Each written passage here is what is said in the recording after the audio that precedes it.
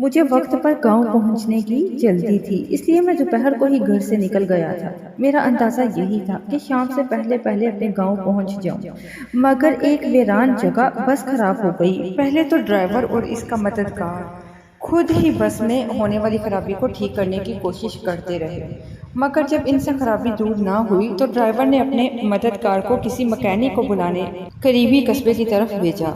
Mechanic के आने के बाद बस के ठीक होते हुए शाम हो गई।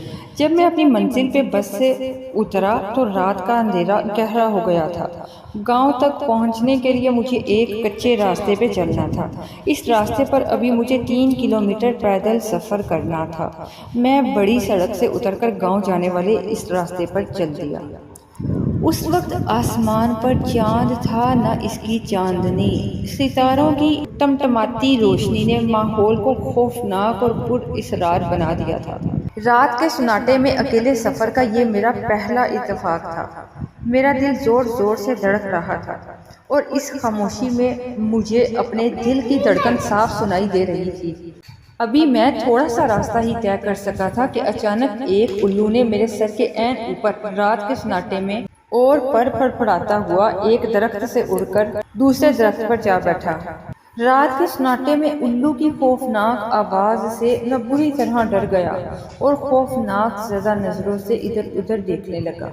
उसी वक्त झाड़ियों में सरसराहट सी हुई। मैंने चौंक कर देखा, ऊंची ऊंची झाड़ियों के पीछे कोई खड़ा था। मैं डर कर पीछे हटा तो किसी जगह से टकरा गया। डर के मारे मेरे मुंह से चीख निकल गई। मुड़ के देखा तो दरख्त था।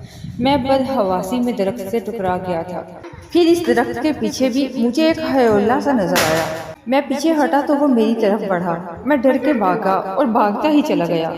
मैं अंधाधुंध भाग रहा था। ठटक कर रुक गया। एक लंबा तड़नका भूत मेरा रास्ता रोके खड़ा था। मैं डर कर पीछे हटा तो झाड़ियों में से किसी ने मुझे पकड़ने की कोशिश की। मैं चीखता हुआ वहां से भागा।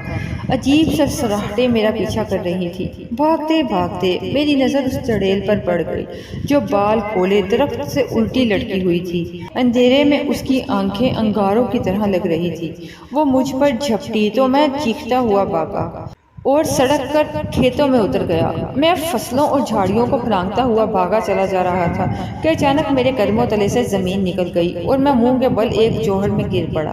कीचड़ से भरे उस जोहड़ से बड़ी मुश्किल से बाहर निकला। कीचड़ और मिट्टी के लेप से अब मैं खुद भूत लग रहा था। सर्दी से मेरी कपकपी छूट गई थी, इस डर से कि वो बलाएं फिर मुझ तक ना पहुंचे। मैं फिर भागने लगा। मैं एक लंबा चक्कर काटकर गांव के करीब पहुंचा तो यहाँ भी एक मुसीबत मेरी ताक में थी। गांव के कुत्ते मुझे भूत समझकर मेरे पीछे पड़ गए। इस नई मुसीबत से डर के मैं भागा तो घर का रास्ता भूल गया। बड़ी मुश्किल से घर मिला तो कुत्ते भी मेरे ताप में वहां आ पहुंचे। मैंने दोनों हाथों से दरवाजा पीट डाला। कौन है? अंदर से आवाज आई।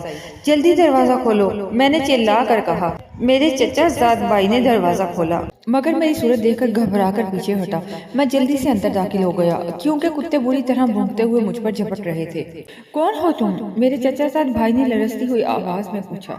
इतने में घर के दूसरे लोग भी उठकर वहां आ गए। वो भी मुझे देखकर डर गए, मगर जब मैंने अपना नाम बताया तो बड़ी मुश्किल से उन्होंने मुझे पहचाना। चचा जान ने पूछा, ये क्या हुआ है?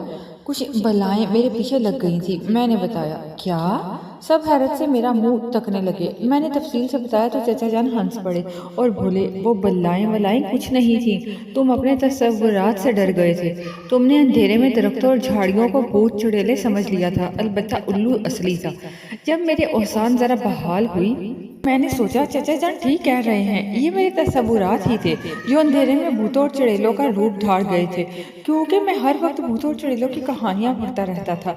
इन्हीं ख्याली भूतों और चुड़ैलों ने आज मुझे सचमुच डरा दिया था। उफ खुदाया, तो ये सब मेरे तसव्वुर का चश्मा था।